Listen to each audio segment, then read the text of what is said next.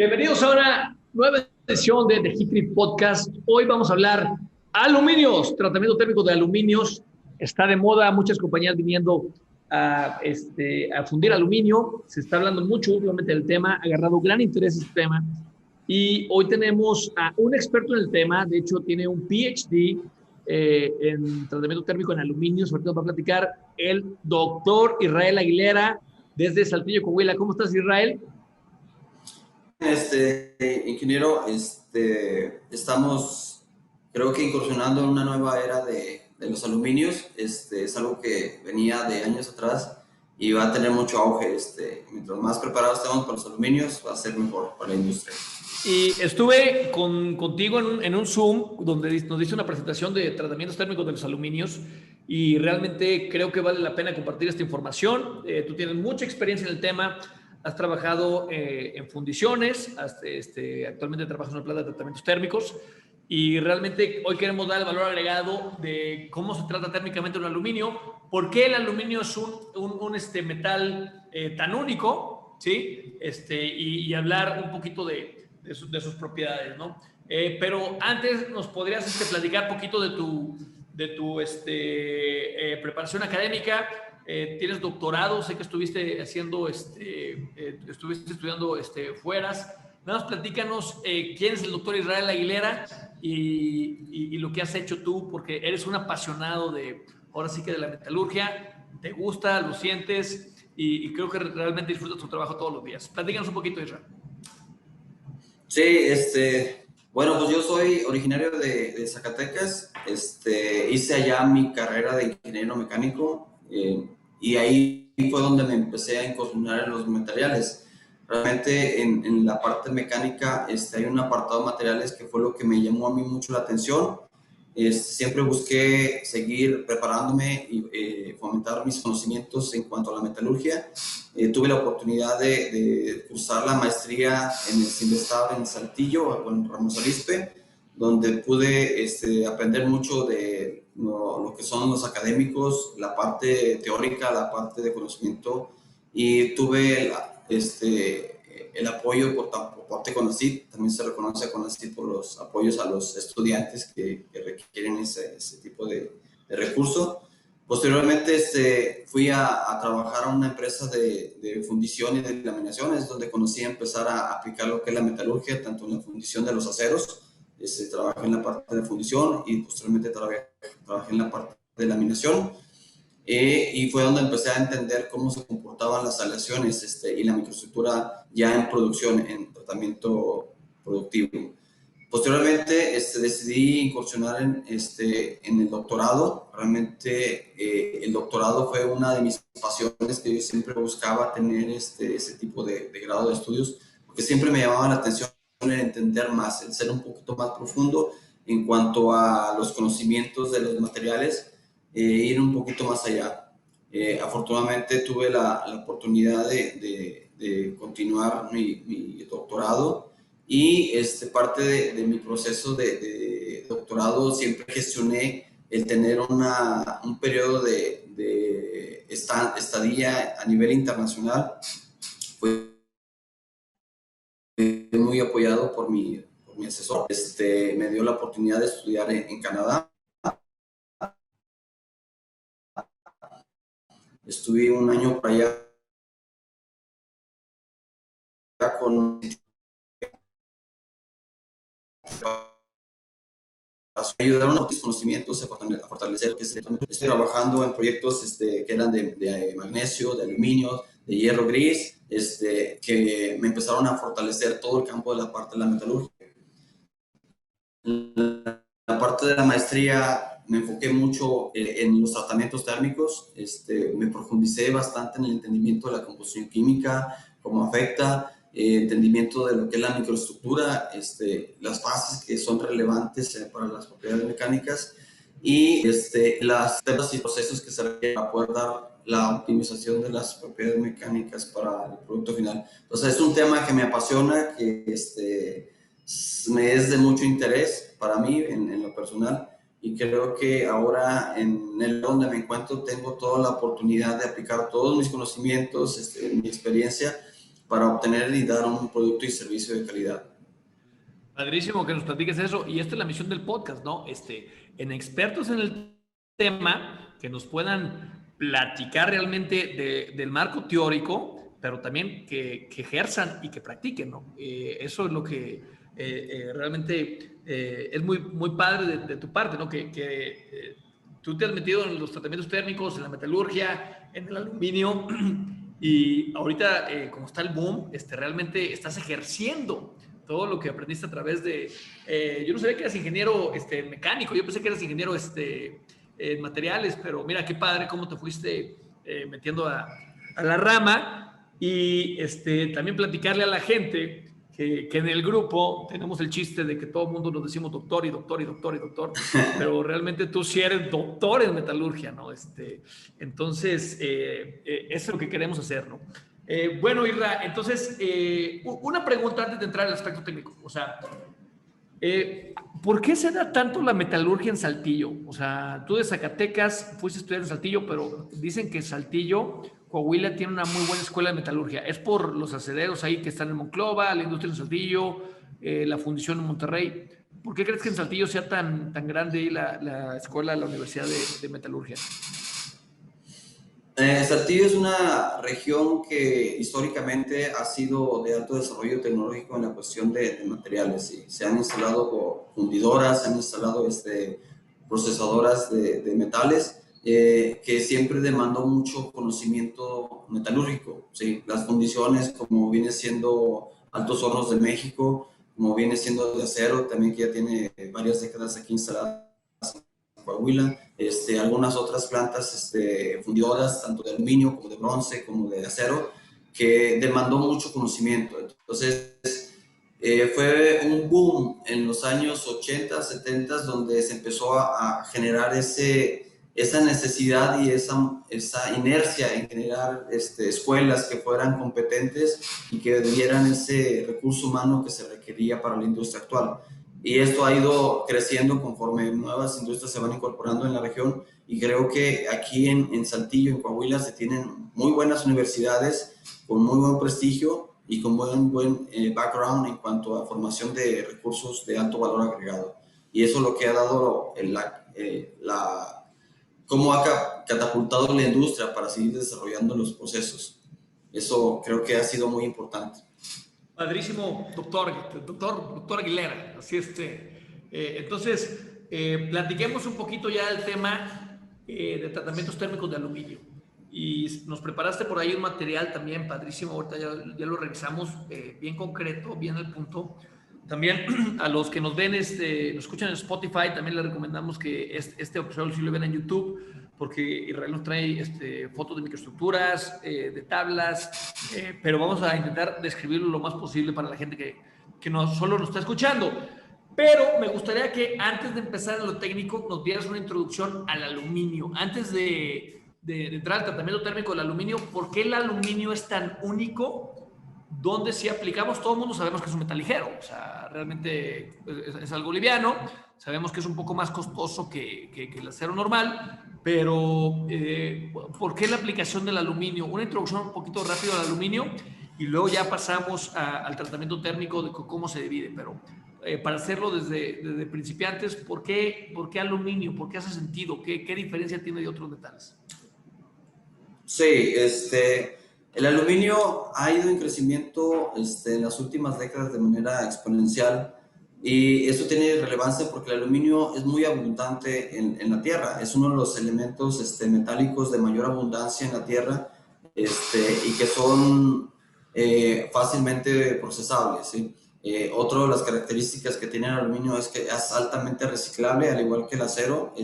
Puede recomponer sus propiedades mecánicas conforme se va reciclando, y lo podemos utilizar una vez y otra vez y otra vez. Un ejemplo muy claro son las latas de aluminio, que es muy cotizado, son fácilmente reciclables. Entonces, ahora las propiedades físicas que tiene el aluminio se están llevando a equiparar a ciertos niveles a la comparación con el acero. teniendo la ventaja de que es un acero o es un metal muy liviano, que es la tercera parte de la densidad del acero, y teniendo muy buenas funciones en cuanto a propiedades mecánicas y resistencia, lo que le hace un elemento, un metal muy práctico para muchas aplicaciones. Anteriormente estaba enfocado a cuestiones de construcción, de lo que viene siendo artículos domésticos. Sin embargo, ahora la industria en general está enfocándose mucho al aluminio por sus altas propiedades y sobre todo porque se ha ido desarrollando mucho este tipo de aleaciones que dan mayor valor agregado para aplicaciones más específicas y más críticas. La industria aeronáutica se enfocó mucho en el aluminio, y ahora la industria automotriz es lo que lo está haciendo. Ahora la transición de los vehículos de combustión a vehículos eléctricos depende mucho de la mano de aleaciones de aluminio. Bueno, eso me encantó cómo lo describiste. Sí, sí es altamente reciclable, es un tercio de la densidad del acero en general. Y esos son los pros, pero por ejemplo, hay algunos cons, no cons, sino algunas de las notoriedades que el aluminio es un poquito más propenso a la deformación. Entonces, si tú le pegas o si lo dejas caer, queda un poquito más marcado. También es un poquito más frágil. Es dependiendo de la aplicación en sí, al igual que el acero. Te tengo ahí, Israel. Qué padre estar viendo aquí. Atrás de ti está cargando un horno. Entonces, esto es lo que realmente queremos ver en el podcast. ¿Sí? Sí, así es. Sí, Padrísimo. aquí estamos aplicando de manera práctica los tratamientos térmicos. Gran episodio. Entonces, Vimos un horno aquí en vivo cargarse mientras dábamos una exposición. Excelente, perdón, Israel. Te preguntaba de de las otras notoriedades del aluminio que también lo hacen un poco más sensible al uso, que tenemos que también considerar. sí, para todo hay aplicaciones. Hay aplicaciones de hierro que requieren cierta dureza y que no sean deformables, sino que sean prácticamente rígidos. Hay aplicaciones de acero que requieren cierta deformación, que sean resistentes a la deformación, pero que tengan cierta resistencia mecánica. Y hay aleaciones de aluminio que requieren cierta mayor elasticidad o cierta mayor deformación para las aplicaciones que tiene. Por ejemplo, una característica muy especial es la deformación de los componentes automotrices, todo lo que es el chasis, ahora para absorber lo que son los impactos de los accidentes. Las barras de acero no tenían esa flexibilidad para deformarse y evitar dañar al pasajero, cosa que sí tienen lo que son las aleaciones de aluminio. Tienen esa flexibilidad de deformarse y absorber el impacto y evitar que el daño pase hacia un pasajero. Dependiendo de la aplicación es el tipo de aluminio. Sí es más dúctil, es más suave comparado con otros metales, pero para las funciones que son necesarias creo que cumplen la función adecuada. Hay cada tipo de material para cada tipo de función que se requiere. Gran forma de describirlo. Y entonces tenemos aluminio y dependiendo de la aplicación lo queremos tratar térmicamente. Ahora sí nos puedes comentar poquito por qué queremos tratar térmicamente el aluminio y qué procesos hay para cada aplicación de este. No sé si quieras compartirnos ya tu material. Sí.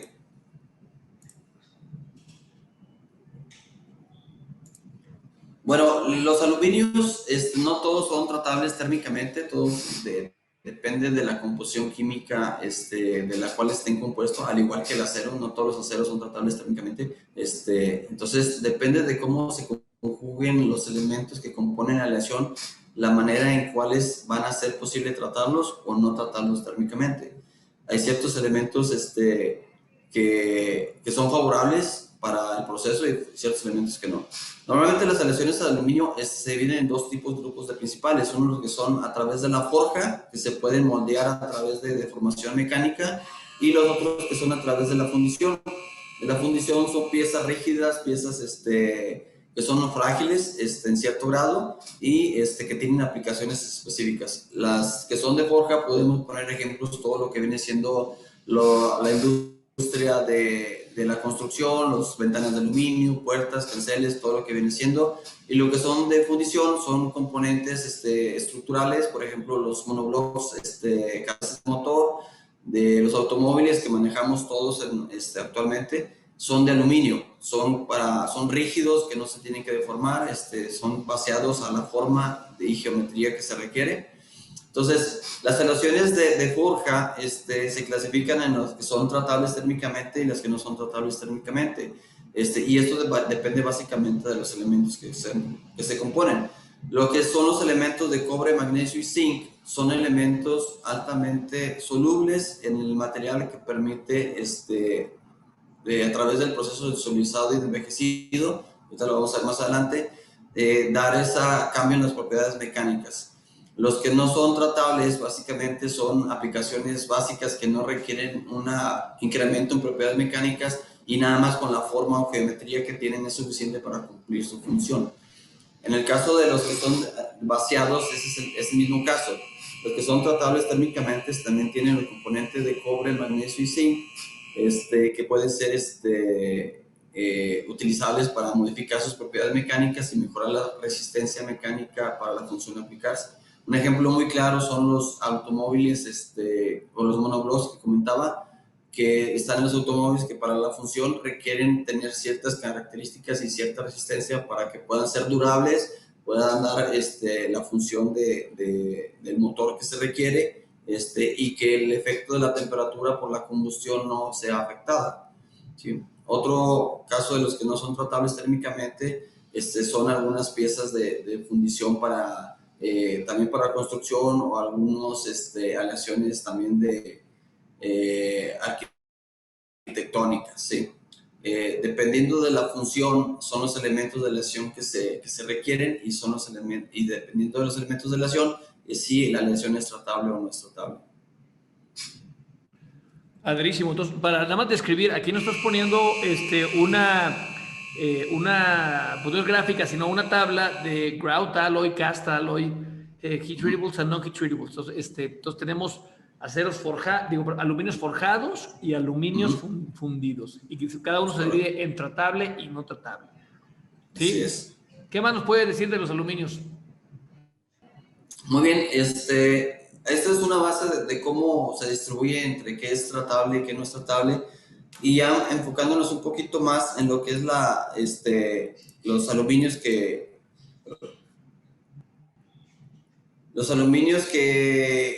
cómo se clasifican los tratamientos térmicos de los aluminios.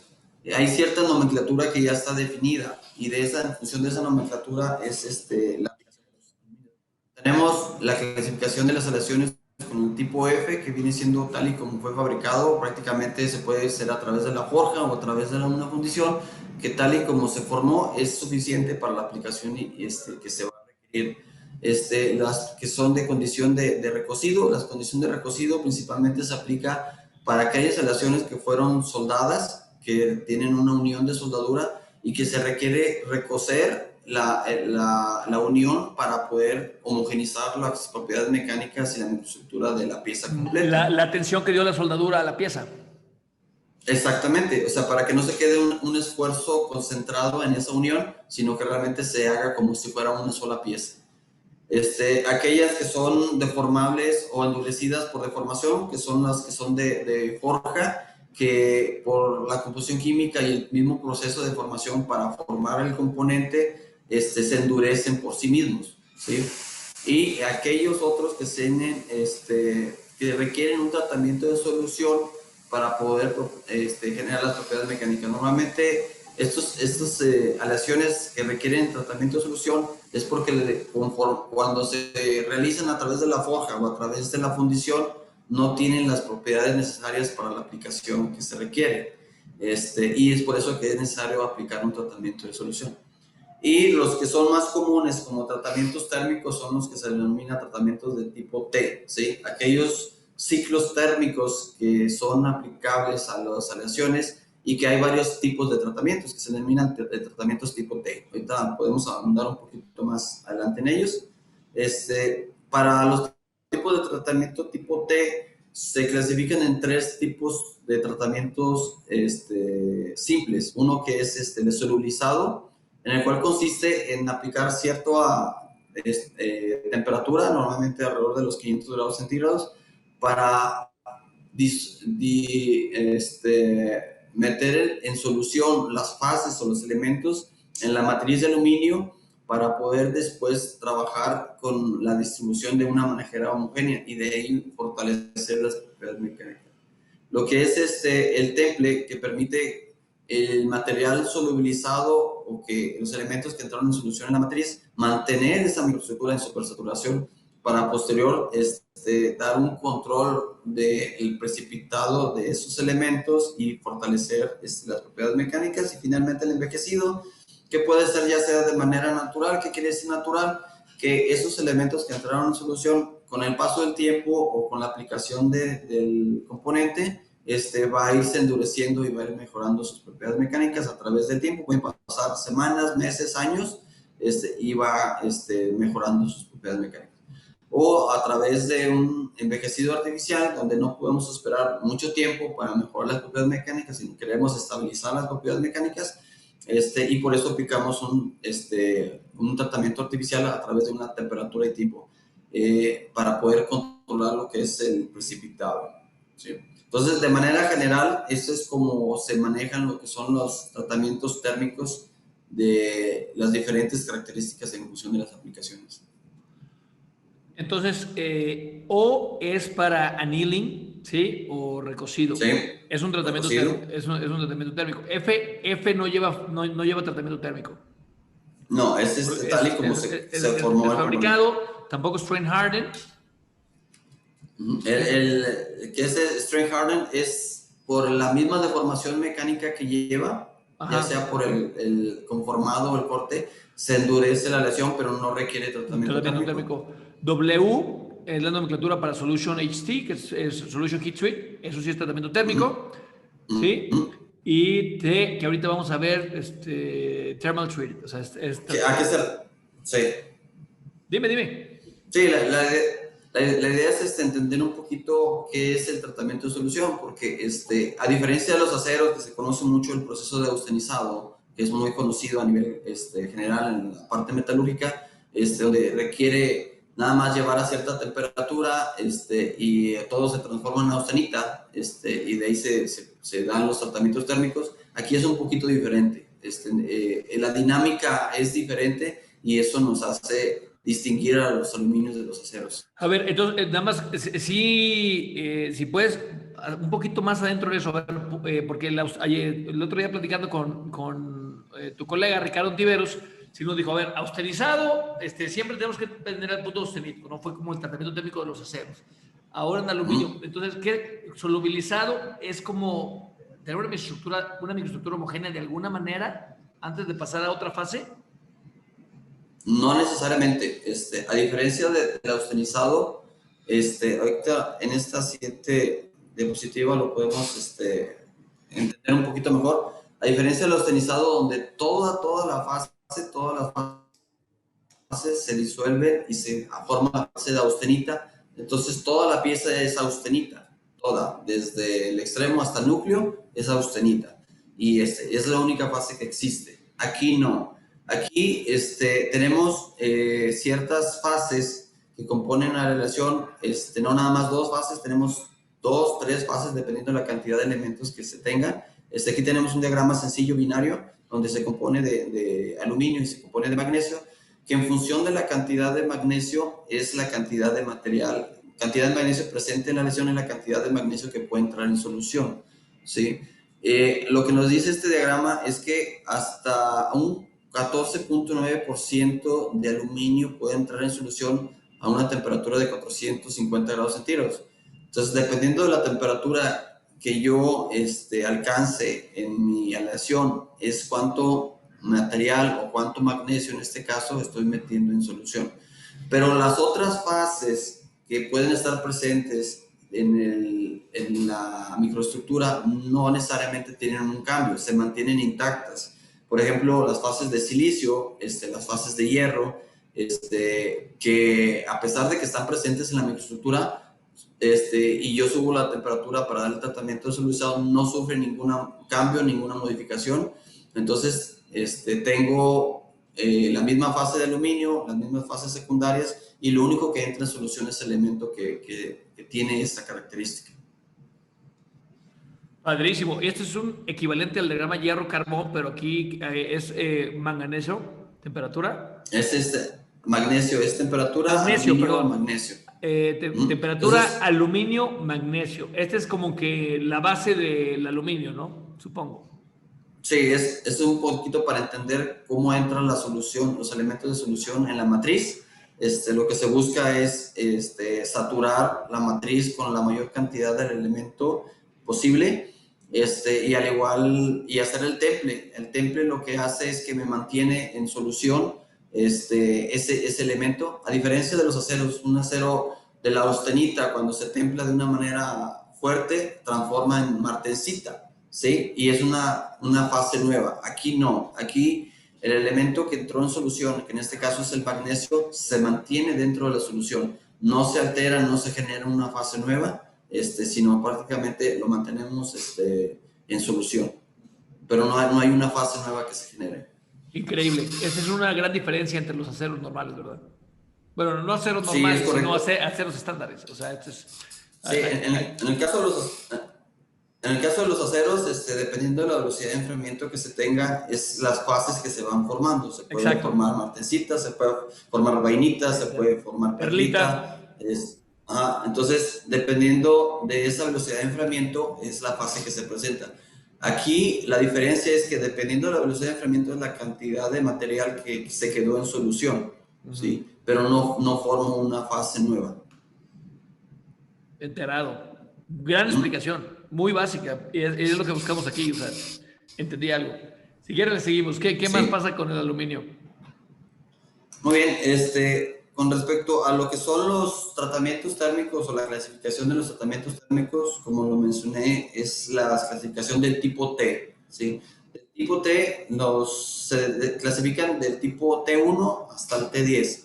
El T1 lo que nos indica es que se hace un envejecido natural después de que un elemento fue enfriado de una temperatura elevada. ¿A qué nos referimos? Por ejemplo, una forja donde se estuvo dando la figura al componente, se calienta normalmente el aluminio para que sea menos esfuerzo mecánico, y una vez que se terminó la forja, se mete o se deja que se enfríe de una forma natural, ¿sí?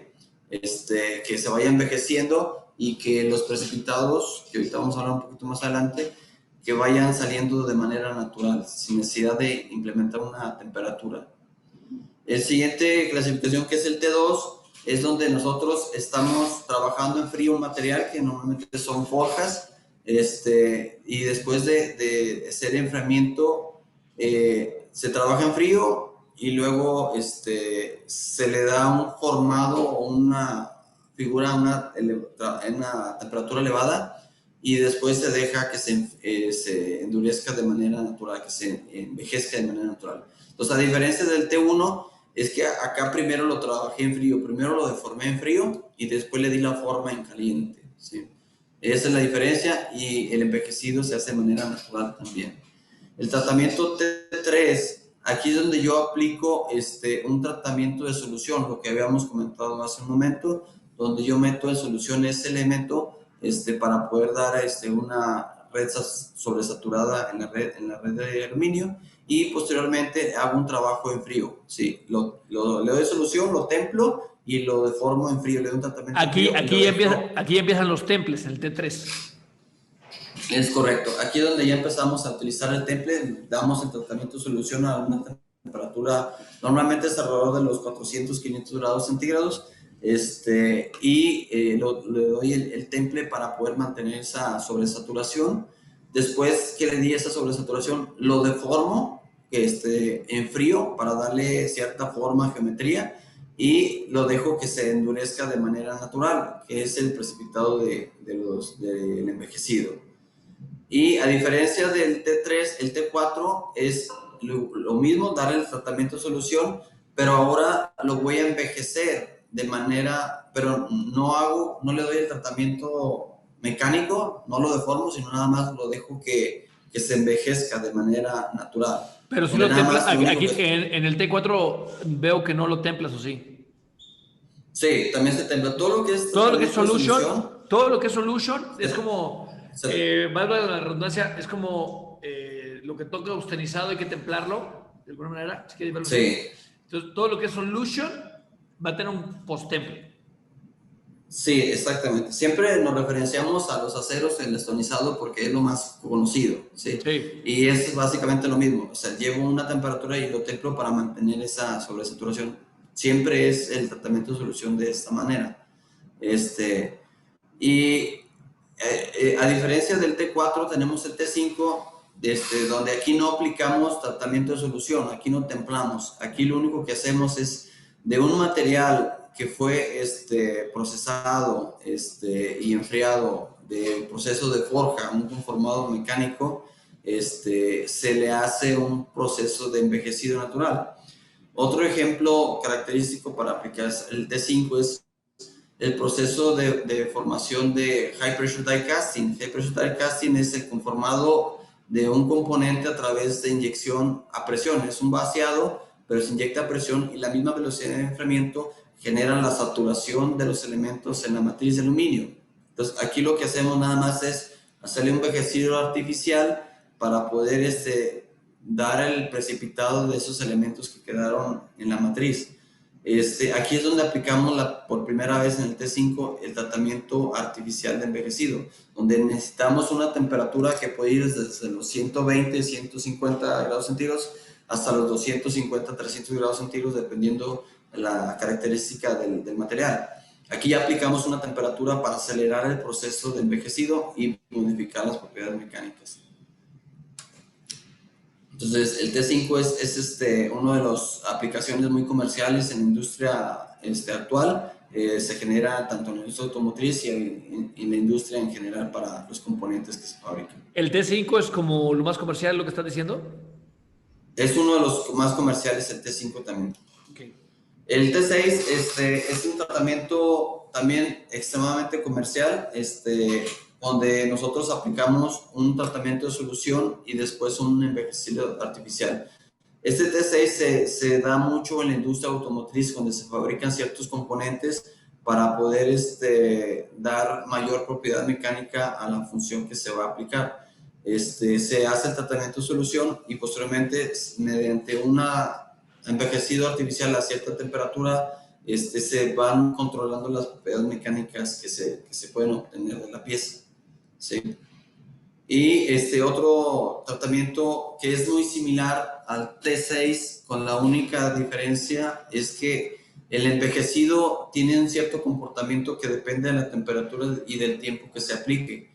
Y el T7 lo que nos dice es que tenemos que buscar una estabilización de las propiedades mecánicas para que cuando se aplique la función del producto ya no vaya a modificar propiedades mecánicas, ni dimensionalmente, ni propiedades mecánicas. Esto es muy común aplicarlo, sobre todo en los monoblocks, para cuando están en operación por las temperaturas que se alcanzan por la combustión, ya no modifique sus propiedades mecánicas el componente, sino se mantengan estables y mantenga también la geometría. O Eso sea, genera, ya por eso en se la llama un proceso. aplicación, ya cuando esté el monoblock ya funcionando en el automóvil, ¿sí?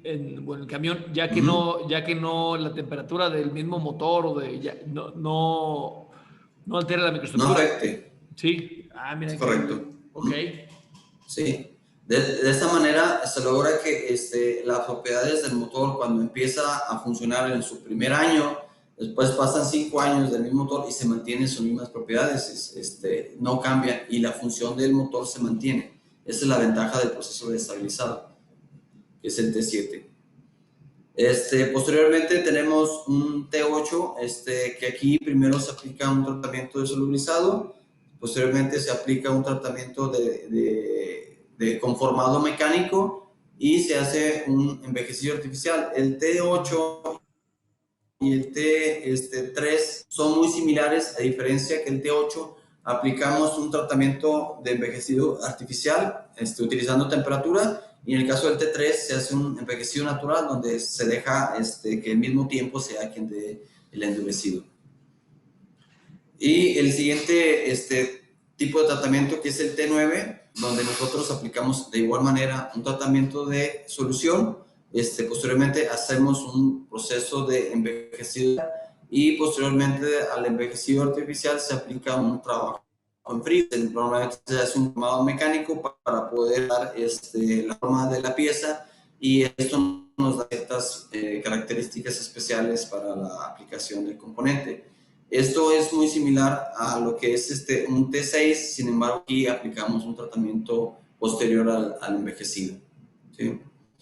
Y finalmente, dentro de la clasificación de los aluminios tipo T, tenemos el T10.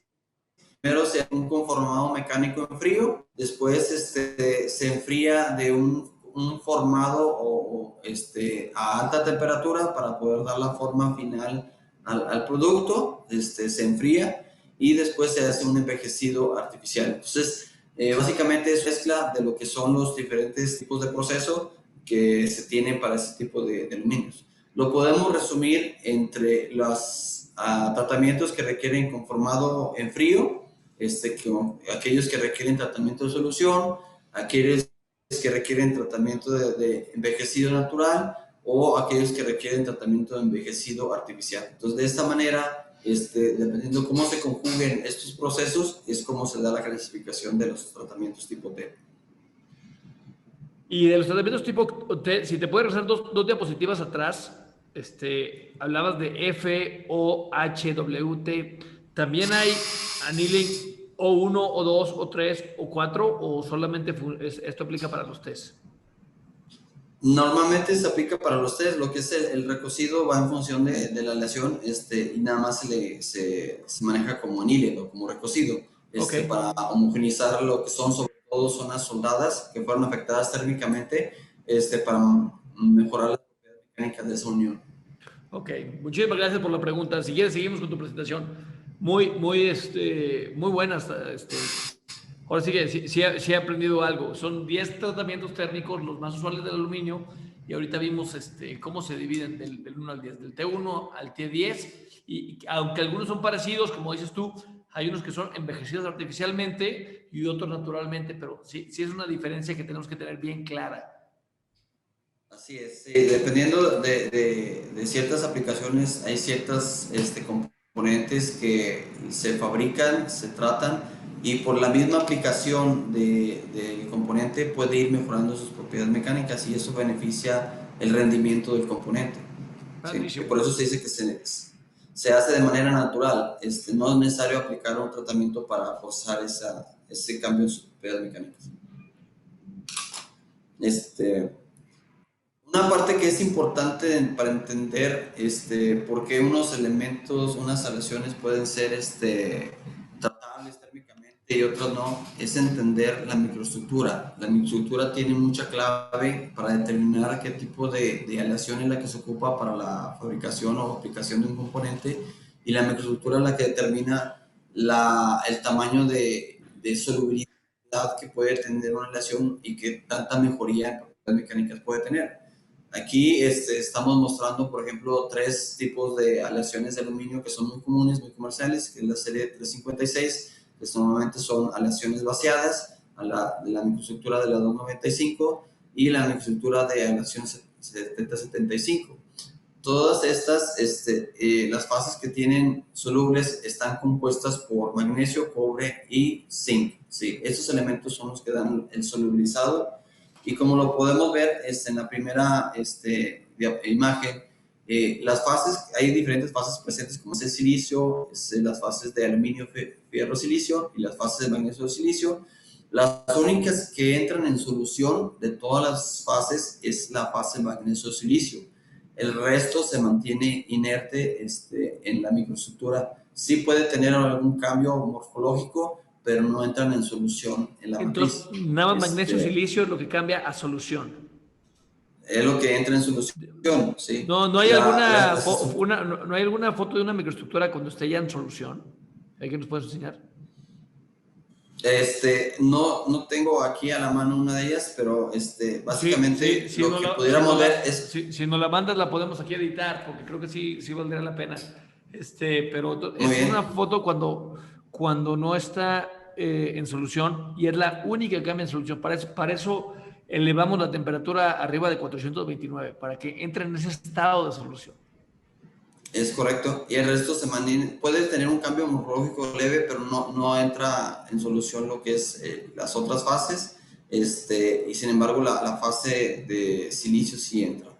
En el caso de otra lesión, tenemos igual otros tipos de morfologías, donde lo que entra aquí en solución en este caso es la fase de aluminio 2 cobre, que a través del proceso de solubilizado por la alta temperatura entra dentro de la matriz de aluminio que está en los alrededores, para poder dar la sobresaturación que se busca.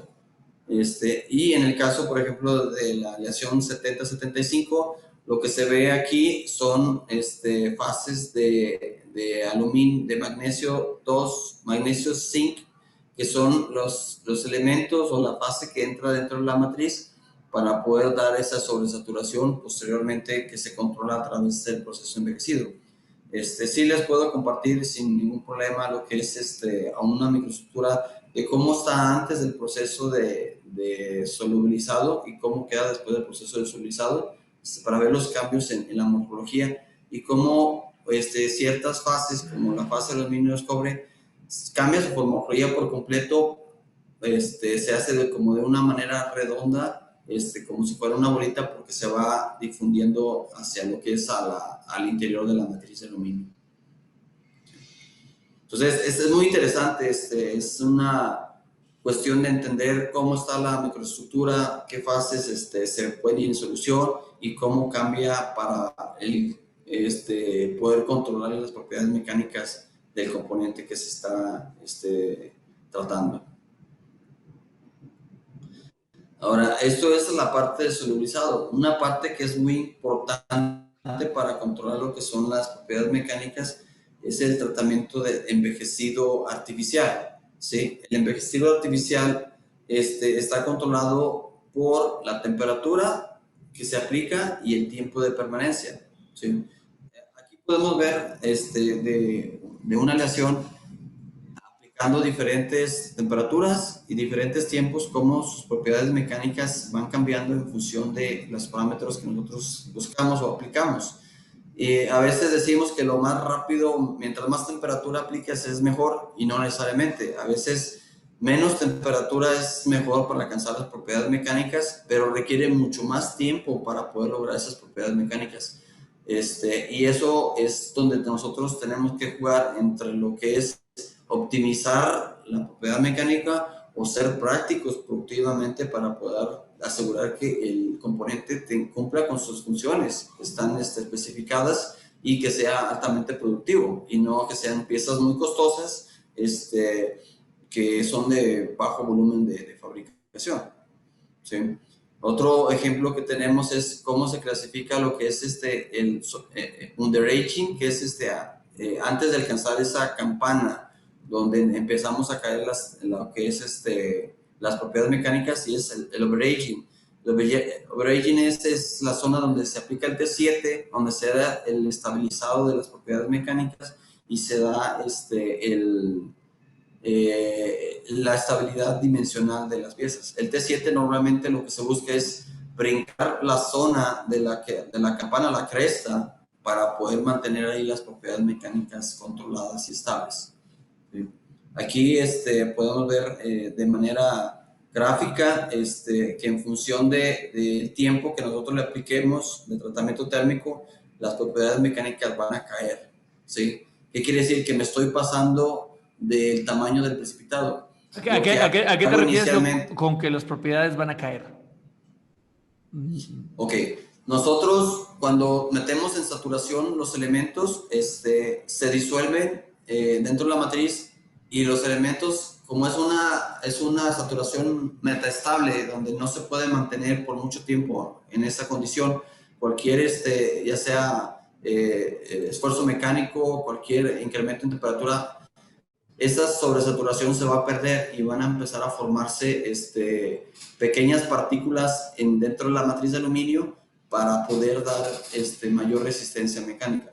Entonces, cuando nosotros empezamos a dar mayor temperatura, empezamos a subir ligeramente la propiedad mecánica, porque vamos precipitando mayor cantidad de partículas en la matriz de aluminio, conforme vamos nosotros precipitando más y más partículas, alcanzamos mayores resistencias mecánicas, pero llega un punto en que ahora los precipitados empiezan a ser más gruesos, y al hacer más gruesos son más débiles porque empiezo a tener menor distribución homogénea. Empiezo a tener partículas muy gruesas que son altamente, que se pueden destruir en el proceso de deformación. Entonces tienes una posibilidad de falla en la pieza ahí, una falla mecánica, una fisura, ¿es lo que nos estás platicando? Se hace más débil. Es, por ejemplo, cuando, un ejemplo un poquito más coloquial, tenemos un camino. En ese camino le pongo muchas piedritas, muchas espinitas, ¿sí? Entonces vamos a batallar para pasar ese camino, ¿sí? Y eso es lo que da la propiedad mecánica. Sin embargo, si en vez de tener la misma cantidad de espinitas o de piedritas, las voy agrupando en montoncitos, entonces ya puedo más fácilmente cruzar ese camino sin necesidad de toparme con las espinas o las piedras. Y de esa manera tardo menos en cruzar ese camino. Así es la propiedad mecánica. Mientras más obstáculos tenga, más distribuidos, va a batallar más para deformarse o para fracturarse. Y mientras más grande sean esos montoncitos de partículas, se va a perder la propiedad mecánica porque más fácilmente puede fracturar. O sea, no es que se fracture, sino por el mismo esfuerzo que se ejerce en el componente puede bajar su propiedad mecánica, su resistencia mecánica. Una manera de ejemplificarlo es con esta diapositiva. En esta diapositiva podemos ver claramente que la primera imagen que está en la parte superior izquierda son esas partículas pequeñitas que se precipitaron cuando apliqué la temperatura y se empiezan a ver en todo lo que es la matriz de una manera homogénea, porque apliqué una cierta temperatura por un cierto tiempo. Conforme yo voy dando esa misma temperatura y voy incrementando el tiempo, estas partículitas se van agrupando y van creciendo, ¿sí? Y van creciendo a formar partículas mucho más grandes, como en el caso de la imagen que se encuentra en la parte inferior derecha, donde es la misma pieza con temperaturas o con tiempos mayores, lo que nos hace que las partículas ya son muy grandes y ya no tengo tantos obstaculitos como aquí. Si camino en la primera imagen que comenté, trato de caminar, me voy a topar con muchos obstáculos. Y en la última imagen puedo encontrar caminos donde puedo caminar sin ningún obstáculo y eso hace que las propiedades mecánicas bajen. Es por eso la importancia de controlar las temperaturas de envejecido para poder controlar el tamaño del precipitado y así garantizar que mi pieza va a ser funcional. Es como funciona de manera nanométrica el comportamiento de estos precipitados. Nanométrica, esa expresión la aprendí hoy también en este podcast. Increíble, doctor. Entonces, realmente esto ya es una microestructura y dependiendo de lo que deseamos, tenemos que caer aquí, ¿verdad? Es correcto. Sí. Sí. Una forma de resumir esto que hemos platicado, tanto del solubilizado o como del precipitado, lo vemos en esta imagen. Aquí vemos el ciclo completo de una aleación, donde tenemos una aleación que tiene alrededor de un 4% de un elemento que entra en solución. Cuando nosotros subimos su temperatura alrededor de los 550 grados centígrados, logramos meter en solución estas partículas negras que se ven aquí, que son elementos de fase teta, entran dentro de la solución. Cuando yo los meto a la temperatura de los 550 grados centígrados, se ve la matriz de aluminio como si ya no existiera esa fase. Esa fase desaparece. Esa fase desaparece y es porque entró en solución en la matriz de aluminio, ¿sí? Cuando yo templo, esta microestructura se mantiene exactamente igual, ¿sí? Por eso se llama sobresaturación, porque esta fase que yo metí en solución se mantiene dentro de la misma saturación y eso nos hace que mantengamos las mismas condiciones que teníamos a 550 grados centígrados a una temperatura ambiente, ¿sí? Y posteriormente lo que nos hace importante es cómo yo mejoro esas propiedades mecánicas. Pues lo hago a través de controlar la saturación de mi material. Y eso lo hago a través de aplicar cierta temperatura. Entonces, cuando yo aplico cierta temperatura, lo que viene siendo es que esas pequeñas particulitas que yo metí en solución empiezan a precipitarse y nos generan estos tipos de obstáculos. Y eso es lo que hace que nos mejore las propiedades mecánicas. Esto es algo interesante de cómo cuando ponemos muchas piedritas en el camino, nos da esa fortaleza en las propiedades mecánicas del componente. Y reitero, estamos viendo una gran imagen, una gran gráfica con microestructuras. Esta se me hace una super ayuda visual. Sí les recomiendo mucho que vean este episodio en YouTube, ¿no? Porque con lo que nos platicaste antes de las fotos que vimos y con esta gráfica queda bien claro, ¿no? Y muy parecida a la gráfica de los aceros de austenizado, temple y posteriormente el revenido, ¿no? Yo lo llamo subilizado es el austenizado y el aging es como el revenido de los aluminios. ¿Se podría decir así o es algo fuera de serie? Es algo similar. Es similar. Sin embargo, a diferencia, el concepto es el mismo. Llegamos a solubilizado, templamos y posteriormente tenemos un envejecido, ya sea natural o artificial.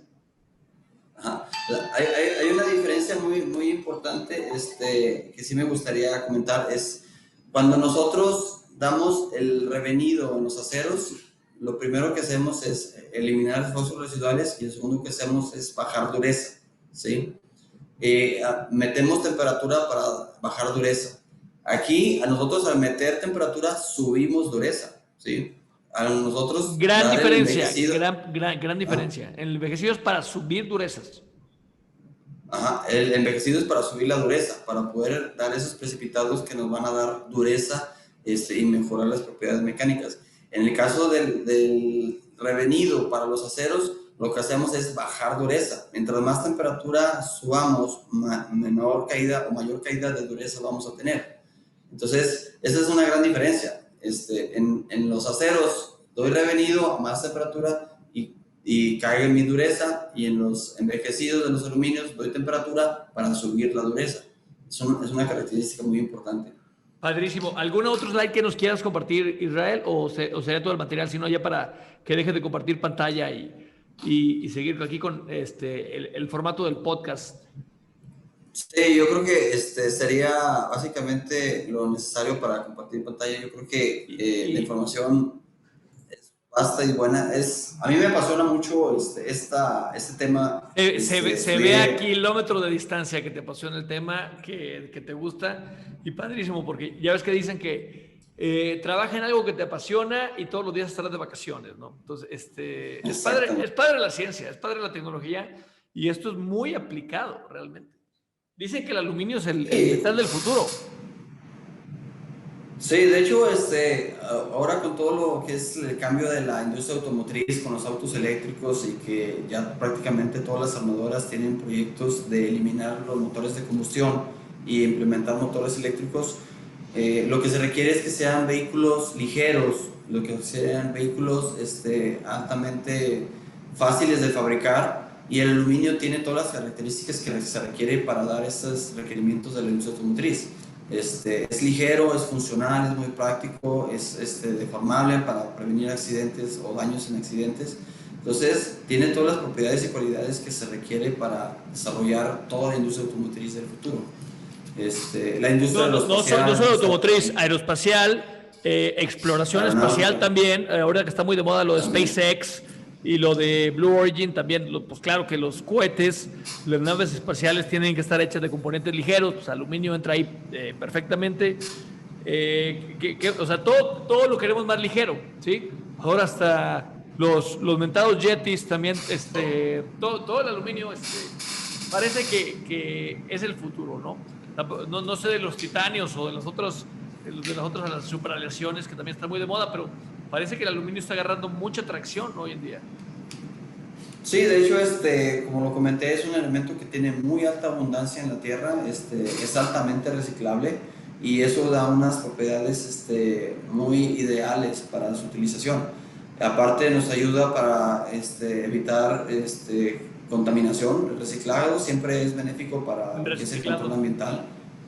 Y eso es un beneficio para toda la humanidad. Siento que mientras más... También te interrumpo ahí, pero viendo ahorita, o sea, por ejemplo, el tratamiento térmico de aceros, ¿sí? Requiere una mucho mayor cantidad de energía. A temperaturas austeníticas son 850, bueno, 723, algo así, pero generalmente 850. Los aluminios son a 429, lo acabas de decir, ¿no? Cuando es un solubilizado. Entonces, la cantidad de energía usada para tratar térmicamente un aluminio es casi que la mitad que para tratar un acero. Sí, es correcto. Las temperaturas son mucho más bajas comparadas con los aceros. Normalmente andan de los aceros de 850 para arriba, dependiendo del tipo de lesión.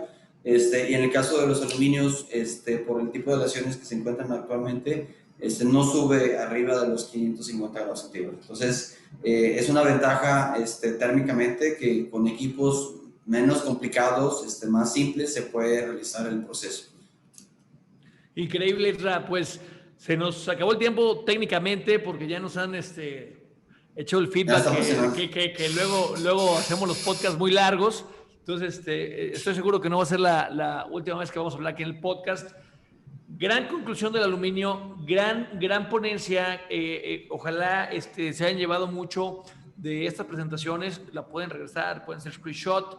Creo que, doctor, eres un gran experto en el tema, te apasiona, lo dominas y es el futuro. Enhorabuena. Cambiamos ahora a la siguiente sección del podcast. A mí me gusta mucho esta, que se llama Hit Read Hack o Hit Read Gadget. Doctor, de toda la experiencia que tienes ya profesionalmente, empírica, y también tienes mucha formación académica con maestría, doctorado, ¿algún Hit Read Hack o algún tip que tú le puedas dar aquí a la audiencia, a las nuevas generaciones, que uses tú en tu daily basis? Sí, yo creo que un punto importante que no hemos mencionado hasta el momento es, tú puedes darle el tratamiento térmico a dos piezas de la misma lesión, una delgada y una pieza gruesa, y los metes al mismo ciclo térmico y le das el mismo tiempo de solubilizado, el mismo tiempo de envejecido, y las propiedades mecánicas van a ser completamente diferentes. ¿Por qué?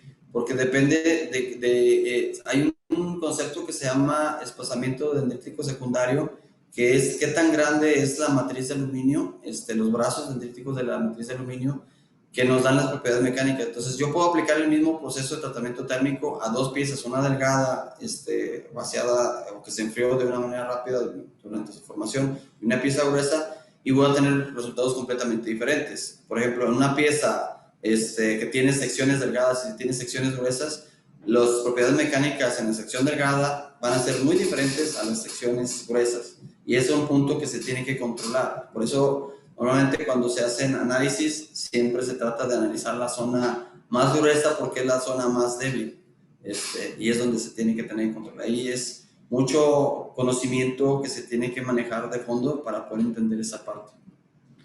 Muchísimas gracias por ese Hit Read Hack. Ese fue el Hit Read Hack o el Hit Read Gadget del doctor Israel Aguilera.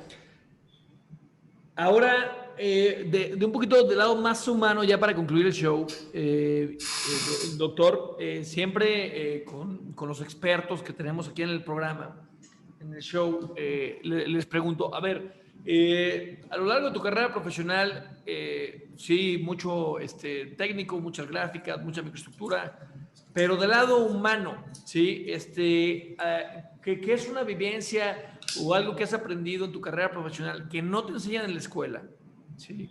Que lo aprendiste en tu carrera profesional de manera empírica, con fallas, con caídas, con alegrías también, con éxitos, que no te enseñan en la escuela o algún maestro, pero que tú lo has aprendido, que te ha marcado y que te gustaría compartirlo con las nuevas generaciones para que ellos se lleven esto y no tengan que pasar por tus mismos errores. Como los puntitos en el camino, con que nos acaba de decir la infraestructura. O sea, ¿qué es algo que a ti que te ayudó a ir sin obstáculos, que lo aprendiste a base de esfuerzo y dedicación? Sí, cuando uno está estudiando, en mi caso la maestría y el doctorado, muchas veces ve uno las cosas de manera ideal, como de laboratorio, bajo condiciones controladas, bajo condiciones con todo el tiempo del mundo para analizar y estudiar las aleaciones y entenderlo. Y en la realidad, en la práctica, es que se tiene que ser un poquito más funcional. Cuando está uno en laboratorio, trata uno de buscar optimizar todo lo más que se pueda, propiedades mecánicas, no importa si se tarda un mes el proceso de envejecido o el solubilizado, temperaturas, el tiempo. Sin embargo, en la práctica, ya lo que he aprendido a través de mis años en la industria es que tenemos que ser muy prácticos, muy funcionales. De qué manera, de una forma, en el menor tiempo posible y con la mayor rapidez se puede obtener la mayor mejora en las propiedades mecánicas, que muchas veces es lo que hace falta cuando estamos estudiando. ¿Qué tanta aplicación práctica podemos tener en los desarrollos que tenemos? Siempre entendemos la parte de los conceptos teóricos, pero a veces la cuestión práctica y las variables que influyen en los procesos industriales tienen mucho que ver y mucha influencia. Yo creo que para las personas que me pudieran escuchar y que están en la etapa de estudio y de ampliación de sus conocimientos, ver qué otras variables que no se están contemplando en un laboratorio pudieran afectar, que se puede afectar el resultado final. Yo creo que es un punto importante que podríamos, sobre todo en las universidades y centros de investigación, apoyar a los estudiantes a que entiendan esos conceptos de variables externas que sí que afectan directamente a los variables de la vida real los llamaría yo, ¿no? O sea, no. Exactamente. Gran consejo, muchísimas gracias, sobre todo viniendo de ti y por lo que nos conocemos, se me hace un gran consejo, ¿no? Siempre hay que aterrizarnos, ok, esto es en condiciones perfectas, ¿sí? Condiciones al vacío, sin fricción, pero tenemos que tener en cuenta, o sea, bueno, las eficiencias, turnos, sí, fricciones, pérdidas de calor, no sé, porcentajes de oxígeno mínimo por mínimo que haya para una oxidación. Entonces, se me hace un gran consejo lo que nos acaba de decir.